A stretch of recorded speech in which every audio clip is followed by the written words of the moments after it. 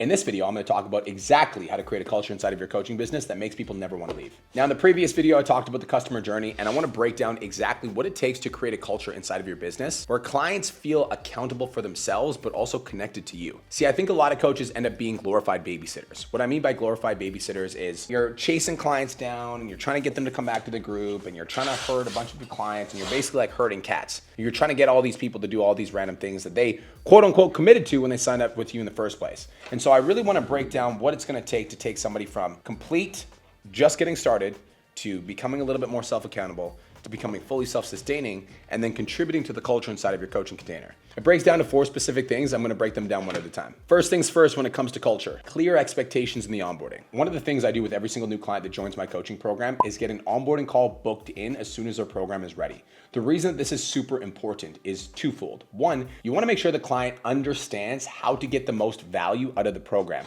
Do they know how to log into Trainerize? Do they know how to access their meal plan? Do they know how to do their check-ins properly? You can walk through all of this on the onboarding call and basically hold their hand through the basic stuff in the beginning so they understand all the tech. The second reason that booking an onboarding call is extremely important with your clients is you want to communicate expectations. Not only what you expect from them, but what they can expect from you as a coach. So on these calls, it's very simple. Okay, so what's going to happen in this coaching program, Nick, is I'm going to send you a check-in every single week, and it's going to be on Wednesday night at 6 p.m. Now, your check-in is due back by Thursday morning at 12 p.m. If it's beyond 12 p.m., it's going to be late. And if your check-in is late, I'm not going to get to it. So basically, I'm going to send you your check-in on Wednesday night. You need to get it back to me by Thursday morning. And if it's late, I don't respond to it. Does that sound good?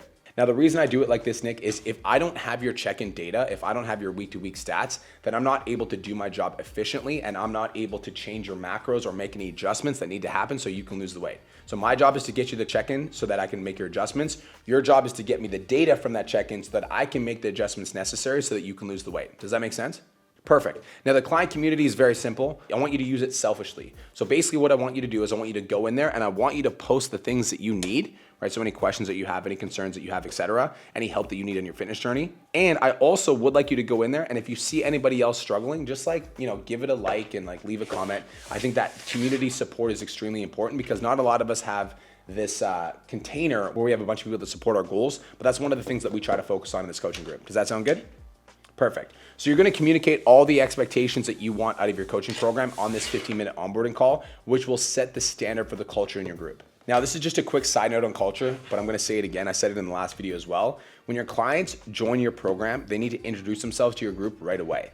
If they don't engage with that community as soon as they join, the chances of them engaging with that community 6 months later is significantly less. So we want to create the culture where we get other people to engage with the group, because if we can get people to engage with the group right away, they're way more likely to do that for a long period of time. Now, the second part of creating culture is you being active in your own community. I see a lot of online fitness coaches that make these groups for their clients. It's like my private VIP group, but then they spend absolutely no time on it. They don't reply to posts in time. They're not posting in there. They're not doing any sort of live streams in there. They're just not active.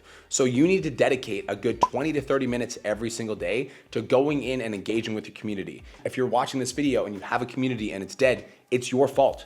It's the fact that you didn't pay attention to it. You didn't give it the time and attention it deserves. And as a result, your clients aren't seeing that community as valuable. So you need to be active in the community yourself. I personally would recommend leading by example. So as you're going through things in your own fitness journey, or as you're taking yourself to the gym, or even things you're struggling with, if you're sharing that inside of the coaching container, what's going to happen is your clients are going to feel that it's a safe space for them to share, and they're going to be able to open up and follow your lead. So you being active means that you've got a posting schedule that you're posting in your group on a regular basis, that you're engaging with other group members that are posting in there, and that you're posting some of your own stuff in there as well. So your clients can see, okay, this is a community where I actually feel like there's a safe space. So I'm going to open up and I'm going to share a little bit more about myself. So use your Facebook group, spend at least 20 to 30 minutes in it every single day, have a posting schedule in there, post your own journey in there, and make sure that you're replying to your clients that are posting in there and showing them that you appreciate them. Now, the third big part of building culture is hosting group calls. Now, I know that this might be a little bit nerve-wracking for you if you're an online fitness coach getting started. However, if you're not hosting group calls in your community and you're not giving your community more value than you're giving to the public, why would they pay you? What's the purpose? They could just watch you on Instagram. And so what you want to do is you want to dedicate specific time that you talk to your clients only that are paying you. And guys, we live online. You can literally open up your phone and go live in your group in 3 seconds. It is not that hard. And so once a week, bare minimum to start, I would recommend hosting some sort of Monday training.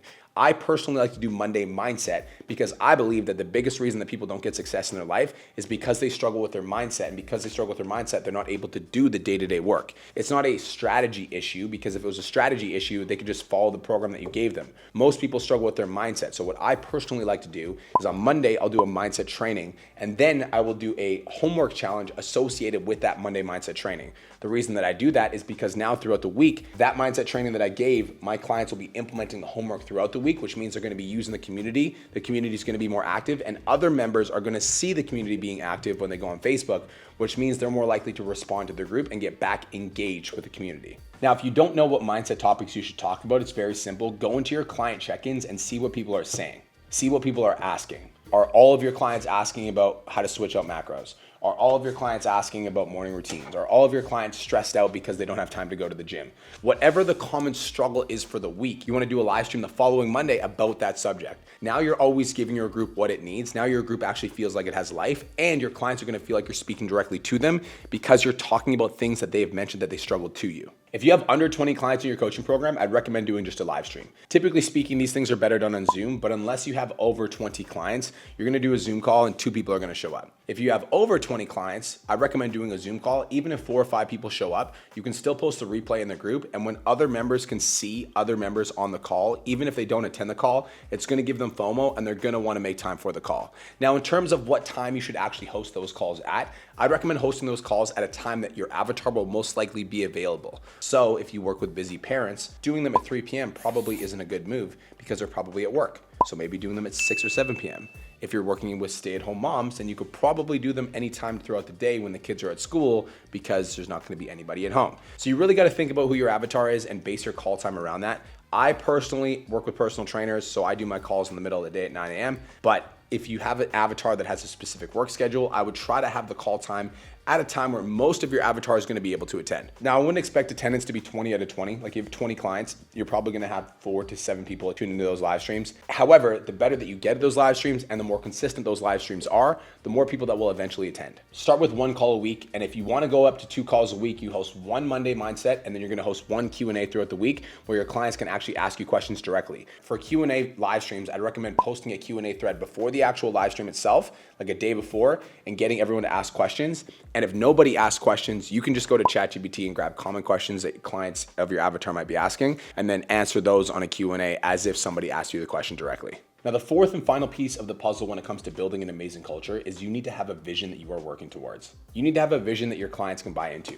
For me, my entire mantra is to push myself to be the very best version of myself. And so on every single coaching call, I'm always talking about my own personal development, my own journey, and how my journey should inspire you to be the very best version of yourself, because I'm always challenging and pushing my limits. My entire mantra at PT Domination is I want to be the very best that I can be. I follow that as my personal mission, that's my personal mantra as a leader. And because I, as the leader, have a vision for where I'm going with my life, I'm able to inspire my clients to have a vision for where they want to go with their life. And because I have a vision for my life, when my clients are in my presence, they can feel that vision, they can feel that power, and they're more motivated to follow my lead. So if you want to build a culture inside of your coaching container, you want to build a tribe of raving fans, you need to be working towards a bigger future.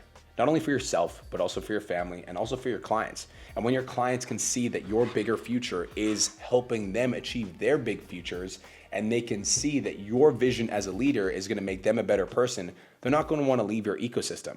I've had many clients that end up leaving my ecosystem to go to another business coach and then end up coming back to me because I'm in growth mode. And so they'll leave me for a year, and then a year later, I've got 100,000 more followers and I've got 10 more clients over $100,000 a month. And now all of a sudden they see my growth curve and they see my vision and they want to come back to the container, not necessarily because the information has got significantly better, although it has, but they end up coming back because they see the growth curve. And when clients can see you growing as an individual, not only your business, but you as an individual, you as a person, when they can see your clients getting better and better results because you are leading them to better results, it's gonna be contagious and they're not gonna wanna leave you. And so if you wanna build an amazing culture, you need to have vision for yourself and you need to have vision for your business, and you need to communicate that vision to your team at all times. My job as a leader is to make you the very best version of yourself. And you as a fitness client might be with me for a year, you may be with me for 2 years or 5 years, but my job is to challenge you to be the very best version of yourself while you're here, so that for the rest of your life, you have this knowledge to be able to take with you and positively impact every area of your life. And if I can do that as a leader, I've done my job effectively. When you communicate like that and you show your clients that you have vision, they're not gonna wanna leave your program, because when they're in your program, they're gonna feel like they're better people. So that's it. You're not just selling training and nutrition, you're selling an entire experience. These are the 4 steps to creating an amazing culture. I'm gonna put them on screen for you. If you follow these steps inside of your coaching container, I guarantee you your culture is gonna improve. As a result of your culture improving, your clients are gonna refer their friends, they're gonna stick around for longer, you're gonna make more money. I got you. Make sure you like this video, subscribe to the channel, because we're doing a series and I know you guys love it. I'll talk to you in the next one. Peace.